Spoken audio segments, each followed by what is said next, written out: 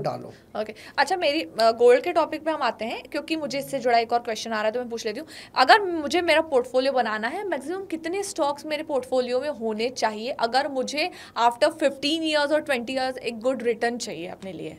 इसको ऐसे समझते हैं, मेरी ने एक बहुत अच्छी सी लाइन है, हाँ।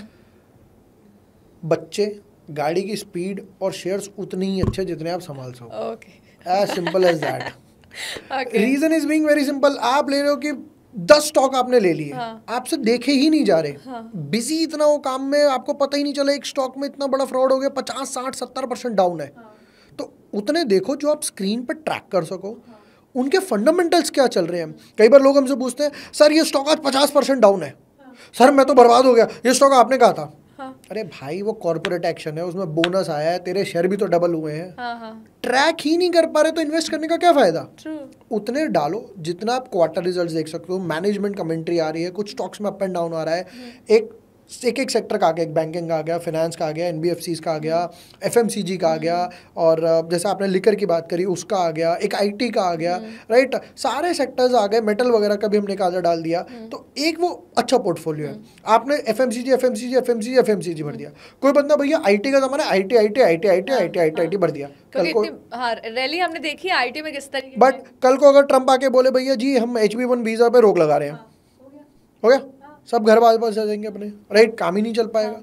तो वो सारी चीज़ें आपको फैक्टर्स देखने पड़ेंगे। कोई भी सेक्टर हो, कोई भी स्टॉक हो, हर चीज़ की एक साइकिल है। ऊपर जाएगा, थोड़ा नीचे आएगा, फिर ऊपर जाएगा, फिर थोड़ा नीचे आएगा, हो सकता है 2 साल तक पड़ा ही रहे। ऑटो स्टॉक्स है 2018 से लेकर 2021 तक पड़े हुए साइड में, कोई नहीं पूछने वाला। अब भाग रहे घोड़े के माफिक। बजाज ऑटो देखो एक अच्छी खासी रैली दी, मारुति ने एक अच्छी खासी रैली दी, अशोक लीलैंड ने एक अच्छी खासी रैली दी, बट बीच में पड़े होते।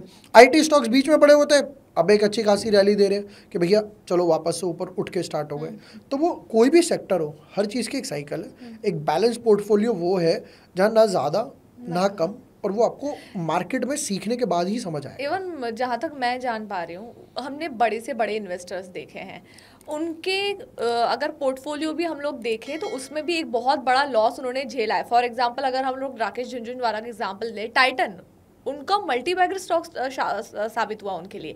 इवन वॉरेन बफेट, एप्पल, जबकि बाकी स्टॉक्स ने उनको बहुत अच्छा खासा झटका दिया है। हाँ। प्लस अब जैसे आपने ये वाली बात बोली है, एक एग्जांपल लेते हैं राकेश झुनझुनवाला, क्या उनकी खुद की कंपनी नहीं थी? हाँ। वो अपनी कंपनी खुद की स्टार्ट कर सकते थे, स्टॉक मार्केट पे लिस्ट करा सकते थे, बट उन्होंने अपना पोर्टफोलियो डाइवर्सिफाई करा। आरजे के एक बहुत अच्छे फ्रेंड है राधा कृष्ण दमानी, तो दमानी जी की खुद की कंपनी है, डीमार्ट लिस्टेड भी है। क्या वो सारा का सारा पैसा अपने पोर्टफोलियो में नहीं लगा सकते? नहीं लगाते। हाँ, नहीं लगाते, राइट। क्यों? रियल स्टेट में बालाबर बाल सिल्स में भाई साहब घर खरीद रखे उन्होंने। फिर उसके बाद आईटीसी में एक अच्छा खासा स्टेक है, 200 पे आईटीसी 2020-2021 में जब हिल नहीं रहा था, उस बंदे ने अच्छा खासा शेयर्स बाय करे, भागा, एक अच्छी खासी रैली आई।